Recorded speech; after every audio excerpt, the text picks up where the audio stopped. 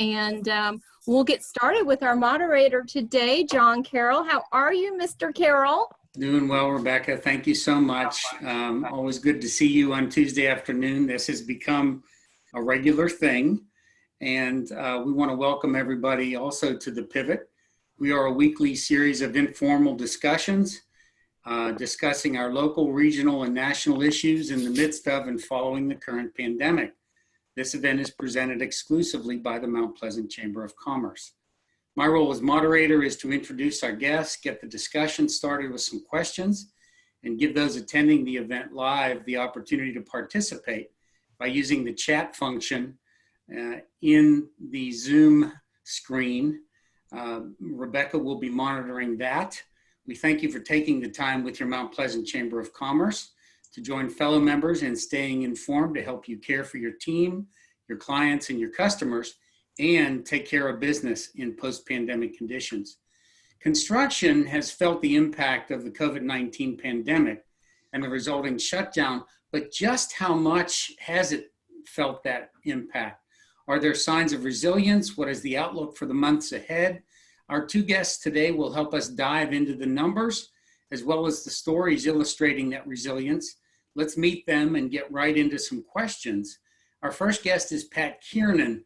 Pat started KCON back in the 1980s, driven by a constant desire to grow a business that focused on making customers' lives easier.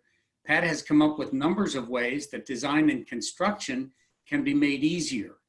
Constant communication and a true focus on working with and anticipating the needs of the customer have led KCON toward proven methods of performance. Pat and his wife live in Charleston. They've been married for over 25 years. They have 3 children, and he loves spending time with his family. Pat, welcome to The Pivot. Thank you, John. I appreciate it. Glad to have you here. And next is Tim Heichelbech. Tim, as Vice President and Division Manager for Choate's South Carolina headquarters, located here in Mount Pleasant, Tim is responsible for establishing and overseeing the execution of the division's short and long-term business strategies. Tim has been with Choate since 2013 and brings over 25 years of experience in construction and operations. Tim is a graduate of Purdue University with a bachelor's degree in construction engineering. He also holds a Master of Construction Science and Management degree from Clemson, where he now serves on the Executive Advisory Board for the Construction Science and Management Program. Additional affiliations include the U.S. Green Building Council, the American Institute of Contractors, the American Society of Healthcare Engineers, and the Citadel Construction Engineering Industry Advisory Board, among others. Tim and his family are proud residents of Mount Pleasant. Welcome, Tim, to The Pivot. Thank you, John.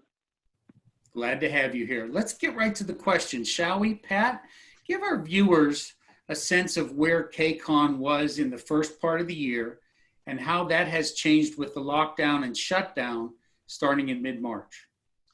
Well, I think like many folks, whether in construction or not, the biggest situation or the biggest situation or issues that we've dealt with is we're dealing with the unknown.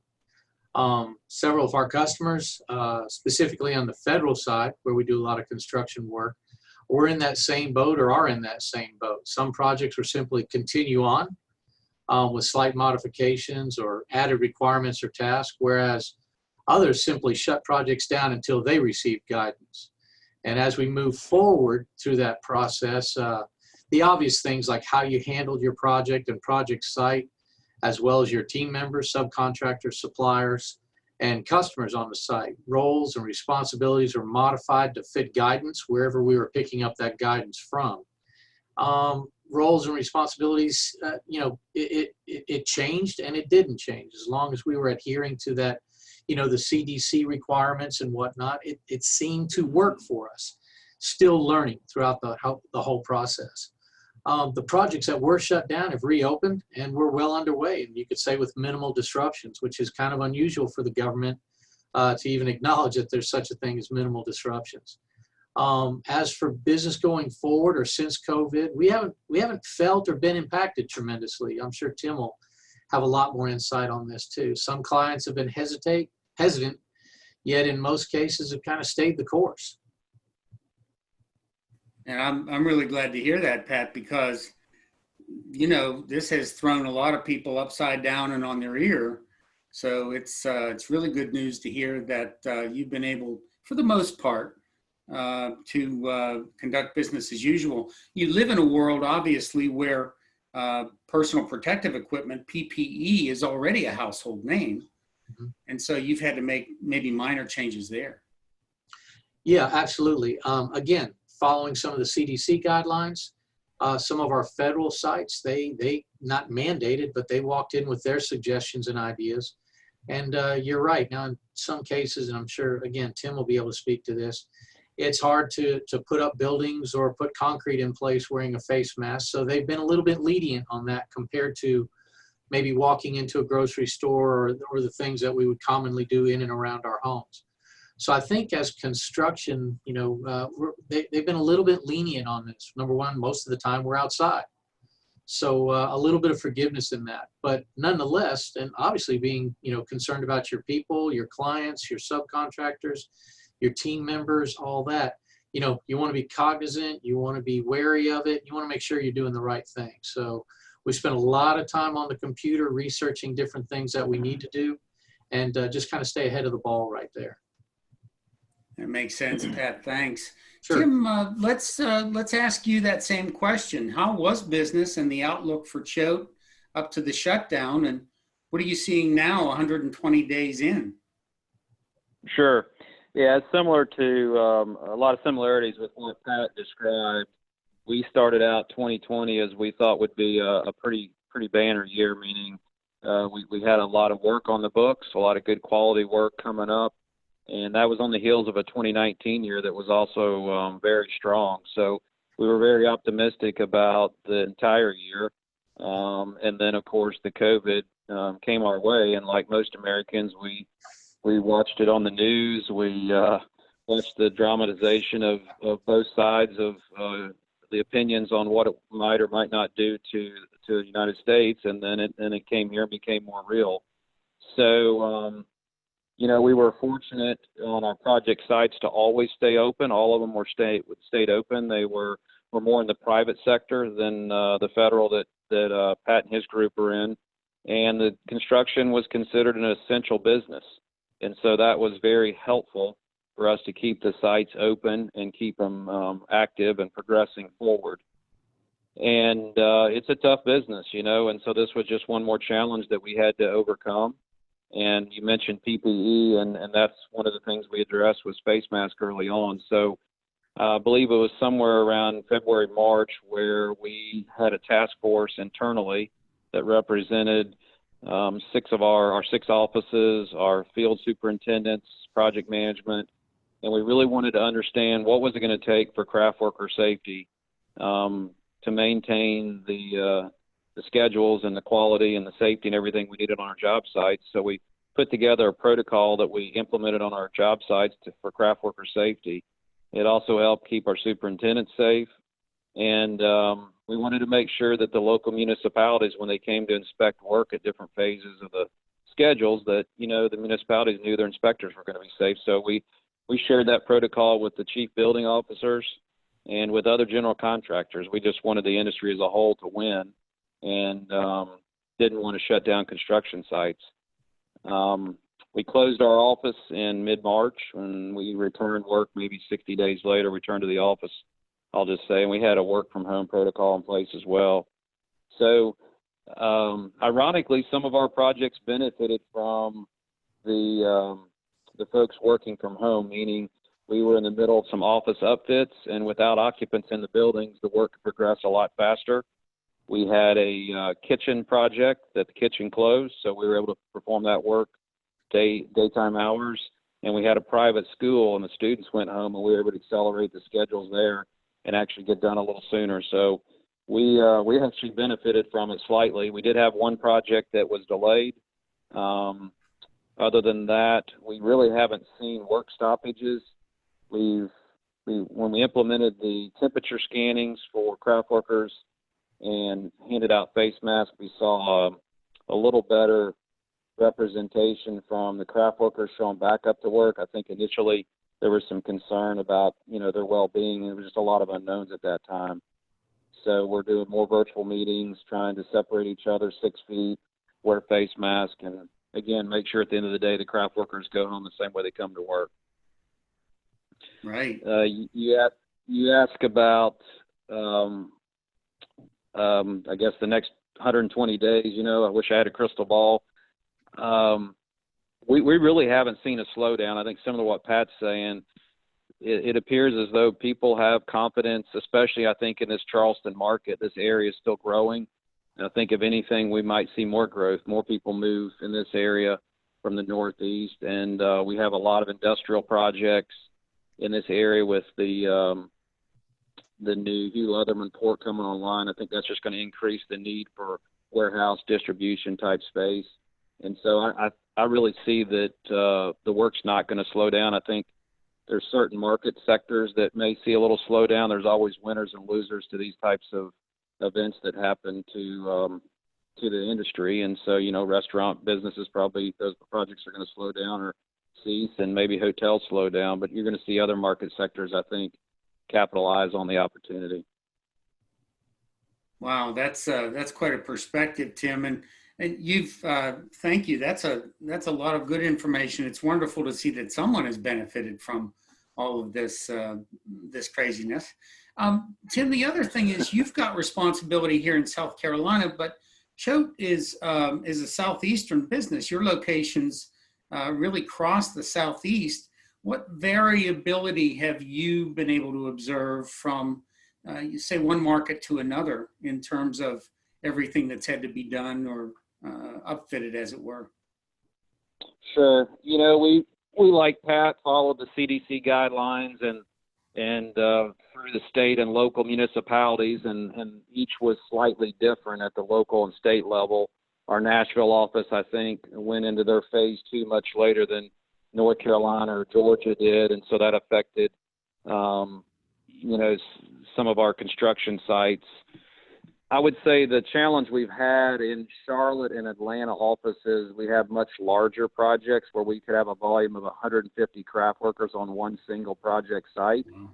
And so that in and of itself created obstacles to overcome as it related to doing the temperature scannings to get folks back on the job site, the proximity of craft workers working together, making sure they're wearing their face mask. I mean, it's not been that long ago that eye protection wasn't required, and that we still struggle to get 100% compliance with folks wearing eye protection so they can go home the same way they came to work and see their families. And so now you're adding another layer with a face mask, and that has its challenges. But I think given the worldwide crisis that we're in, I think most people understand the need for the face mask and the value it brings. And for the most part, folks are complying with that. And I'll just say we do a lot of work with Chick-fil-A in our Atlanta office, and we don't build the franchise as much as we do their distribution warehouse and their corporate headquarters work. And give it to Chick-fil-A to figure out and be progressive on how to ensure craft worker safety. And they came on our site, and they were one of the first folks to say we're going to do temperature scannings and make sure folks are safe at work. And so that really kind of set the bar for us on all of other construction sites to implement. And it's given craft workers a lot of confidence that folks with a temperature aren't coming on the site and possibly infecting other folks. That's a great example, Tim. Thank you for of how a customer relationship can impact operations and collaboration in this crisis time. Great example of that. Thank you.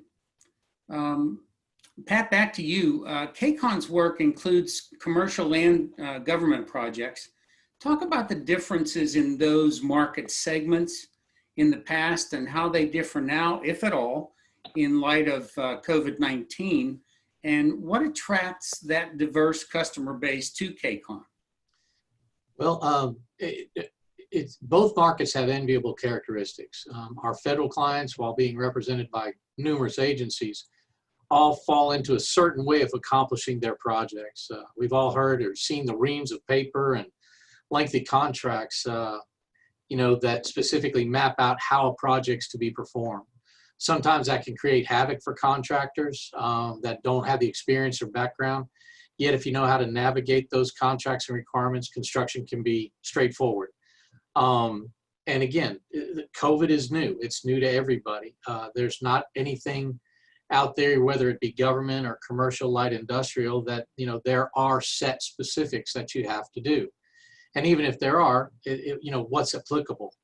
On the commercial light industrial market, that can vary in how the clients expect the project to be carried out. I think Tim's example of Chick-fil-A was incredible. That, it sounds like they had a good, true partnering with their customer, and agreed to, as he said, to make sure that his employees, his team members, his subcontractors, and customers go home the way they came. So it's priorities can be different from customer to customer. It's up to you. It's up to the contractor and hopefully the customer to kind of figure out how that project is going to be executed due to COVID or even not due to COVID. With the right mix and a strong willingness to help each other out, the result, whether it's commercial, light industrial, can be rewarding as well. I think Tim's example there, Chick-fil-A, is something great.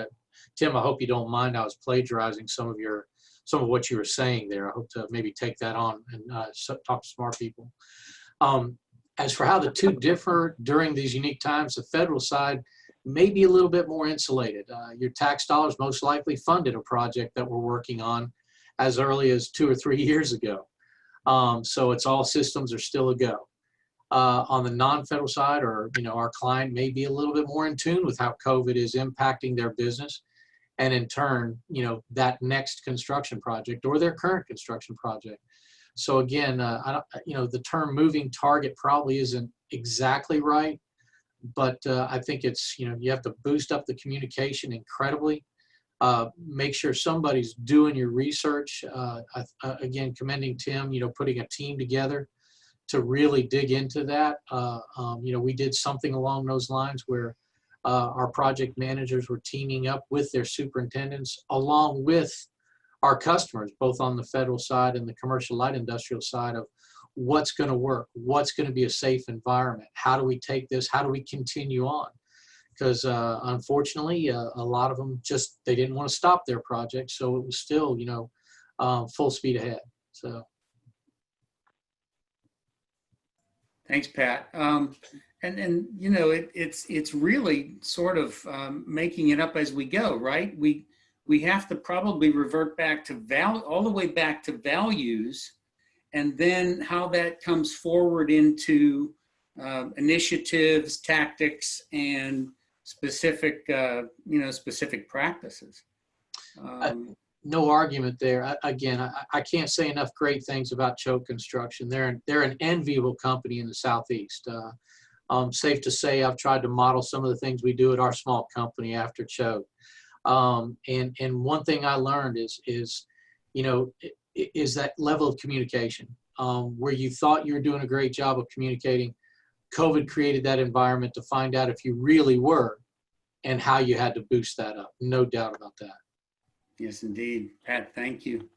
And Tim, we'll come back to you because your time in construction has included at least 2 different ownership models. I'd love to hear your perspective comparing the experience of traditional privately held construction companies with the employee ownership approach at Choate. Sure. Yeah, and thank you, Pat, for the kind words. They're all true. Thank you very much. I mean, Millard Choate is a great man, a very giving man, and I love telling the short story of how he started the company in 1989 in the basement of his house. And he came from very humble beginnings, a farmer in Tennessee, and he still lives in that same house. And so, I've asked him over the years, did he ever think it would grow to be this? And he said, of course not. He was just trying to pay the bills, so to speak, the first couple of years, and just tells you what hard work and hiring the right people, can do to companies. And construction's a tough business. You know that, Pat. You've been in it longer than I have, so there's a lot of adversity to overcome in our business to be successful. But I'm very proud to be associated with Millard Choate, his values and integrity and everything he's done to date.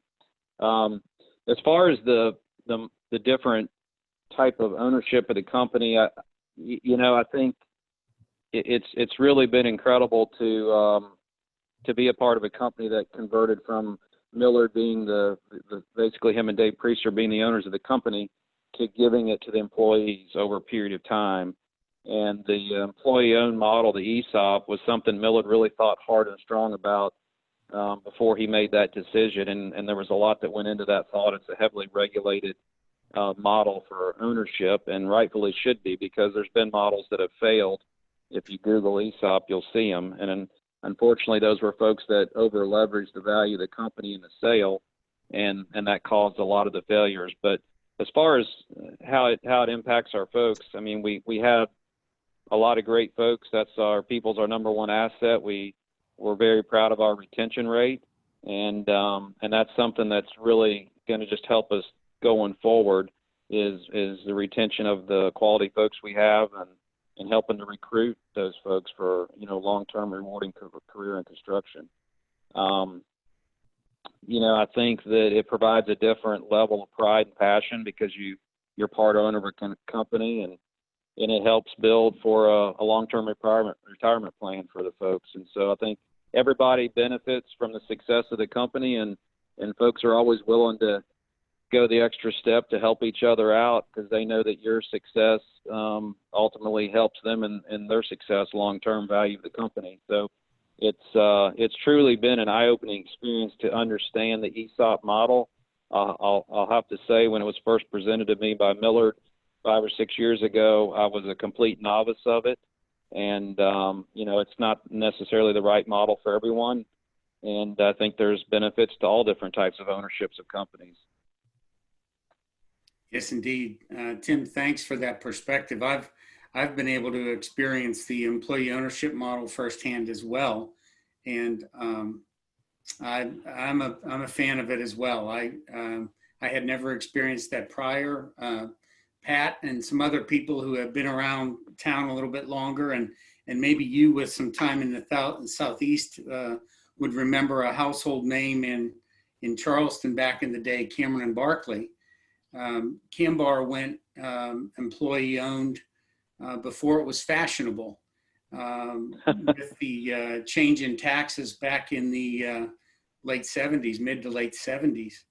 And it was nothing like anything I'd ever experienced. And I remember when they hired me in 1990 thinking, oh my goodness, it's going to be tough to get into a place like this. It's employee owned. There must be people knocking down their doors. And fortunately for me, I sold them. I got in, and it was a great experience. So thanks for your perspective on that. Let's see if Rebecca will come in here for a moment. She generally has a question or maybe one from someone who's attending live. Rebecca? Thank you, John. First, I want to comment on something that I heard Tim say, the importance of collaboration and cooperation with customers and craft workers during this pandemic, how that's helped you to pivot, and Pat talking about the importance of communication. Definitely that's something that I take to heart as well, as being creative and communicating with our chamber members and the community, and that you can't place too much importance on. One of my questions that comes to mind is, you all have done a great job of pivoting and in terms of working within your circles of influence, but how do you handle the permitting process? Because you got to have permits and licenses in place. How has COVID impacted you in terms of getting that done and working with our local governments? Pat, why don't you jump in first on that? Well, it's been challenging, but again, I think, when you look at a project, when you look at the people involved, or think about everybody involved, permitting is a big part of it. So, we've been fortunate in some of our area, local areas here, local to Charleston, maintaining good communication there, actually calling back on relationships. And then I guess, and Tim probably can attest to this, perseverance is key. The fact that they say, well, we're closed for COVID, or we're not sure about COVID. that just means you're going to have to make a few more phone calls. You're going to have to, be very proactive in that case, anticipating, the trials that they're going through too. Because again, nobody's gone through this before. So to expect them to have all the answers is absurd. They don't, we don't, nobody does. So teaming with them, just like you do with your partner or your customers, your subcontractors, your team members, whoever that may be, there's critical to the project as the guy who's banging nails, or your superintendent making sure the deliveries occur when they're supposed to, or your customer's happy. Thanks, Pat. Tim, what about your perspective, permitting and the red tape? Sure. Yeah, no, I would agree with Pat. I think the word that resonates with me that he said is relationships. The folks that do the plan review and the permitting, the inspections, they're human as well. And they're trying to figure out how to operate in this new environment we have. And so, there was already quite a strain with most of the local municipalities in the sense that there was a large volume of projects to review and inspect or permit, and they had limited staff to process those requests. So the pandemic really has only compounded that problem. But, I think that when there's a challenge, people rise to the occasion. And I'm proud to say that we've really seen in all the local municipalities, people step up and get creative and figure out how to keep things moving. Whether it's permitting or inspections, there's a level of trust. Sometimes we got creative and we took photos of in-wall conditions before an inspector would show up afterwards to give him confidence that things were in the right place the way they were supposed to be and meeting code. So that's one example of maybe how we overcame an inspection, probably at a peak time whenever inspector wasn't able to get there. And then we've been impacted a little bit with the Board of Architectural Review with the City of Charleston, not having meetings in place, and so that's kind of hurt us a little bit on a couple of projects. But I think what you see is resiliency. What you don't hear about in the news is resiliency of the folks that overcome the challenges we're presented, and they figure out how to make things happen. At the end of the day, we move forward. Yeah, there's been a lot of talk about heroes, and we certainly appreciate the people that are on the front lines in service and healthcare. But I think you're right. In everyday life, there are people that have really stepped up and found a way to make things work. And they're the same ones who, in many cases, don't mind taking the initiative, and they'll improvise willingly because they work in cultures and climates where it's okay to fail if we're learning along the way, right? Yep. So, I appreciate you saying that. Hey, we want to give our guests a chance to add a final thought and then let people know where they can find you. Let's switch the order just one time. And Tim, we'll start with you. A final thought and where people can find you and Choate. Final thought. Oh, wow.